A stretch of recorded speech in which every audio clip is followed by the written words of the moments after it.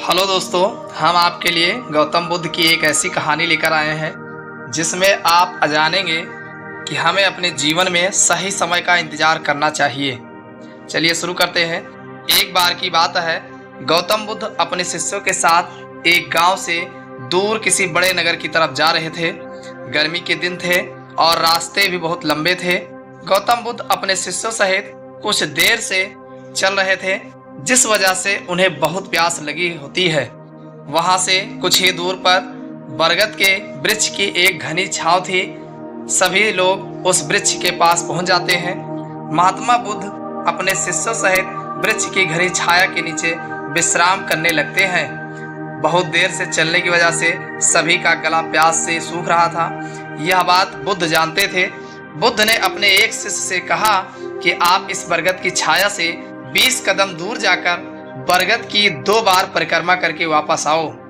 शिष्य वैसा ही करता है जैसा बुद्ध ने बताया। परिक्रमा के बाद जब शिष्य महात्मा बुद्ध के पास आया तो बुद्ध बोले कि क्या आपको किसी ठंडी हवा का अनुभव हुआ था? शिष्य बोला, हाँ महात्मा बुद्ध, उस उत्तर दिशा की तरफ से मुझे कुछ ठंडी हवा का अनुभव हुआ था।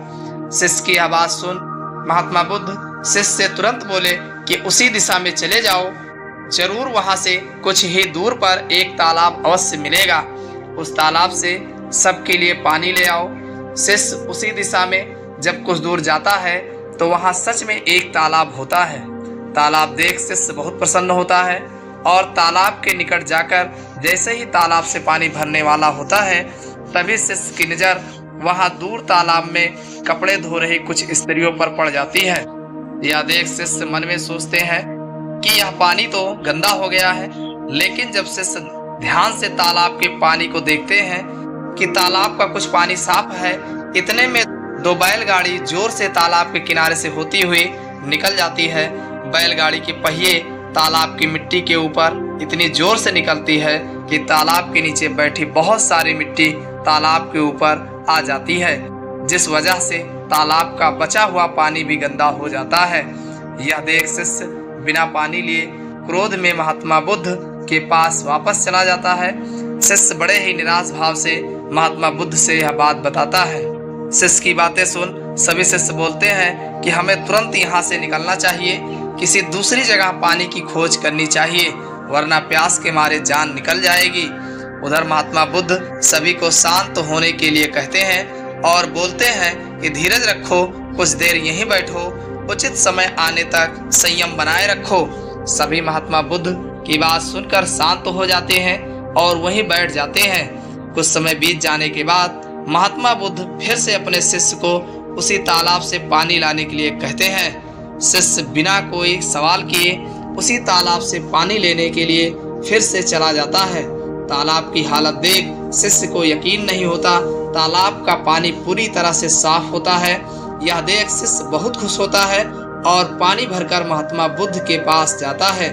सभी पानी पीकर अपनी प्यास बुझाते हैं, लेकिन अभी भी सबके मन में ये एक सवाल था कि आखिर यह चमत्कार हुआ कैसे? तालाब का पानी तो गंदा था। उन्हें लगा कि जरूर ये बुद्ध की शक्ति है। इनमें एक शिष्य ने यह सवाल महात्मा बुद्ध से पूछ ही लिया कि यह चमत्कार आपने कैसे किया? शिष्य का जवाब देते हुए महात्मा बुद्ध बोले कि यह कोई चमत्कार नहीं, यह आपके सब्र का फल है। यह फल है आपके सब्र बनाए रखते हुए उचित समय का इंतजार का। जितनी देर हम लोगों ने सब्र किया, उतनी देर तक तालाब के पानी के ऊपर तैर रहे सभी गंदे तत्व और मिट्टी तालाब के नीचे बैठ जाते हैं। फिर कुछ देर बाद शिष्य जब वहां तालाब के पास पहुंचा, तब तक सब दूषित कण नीचे बैठ चुके थे, जिस वजह से तालाब का पानी पहले की तरह साफ हो चुका था तथा तालाब साफ दिखाई दे रहा था। यदि उस समय आप लोगों ने सब्र न किया होता, धैर्य न रखा होता, तो आप सब इतनी गर्मी में पानी की खोज में प्यासे रहकर शायद अब तक मृत्यु को प्राप्त हो गए होते, क्योंकि यहाँ से अगला कोई तालाब है या नहीं, और होगा भी तो क्या उसका पानी साफ होगा या नहीं। इन सब कारणों से आप कभी प्यास ना बुझा पाते और प्यास से मर जाते। ये कहानी आपको कैसे लगी कमेंट्स करके जरूर बताइएगा। और अगर चैनल पर नए हो तो चैनल को सब्सक्राइब अवश्य करिएगा और कहानी को दोस्तों के साथ शेयर करिएगा।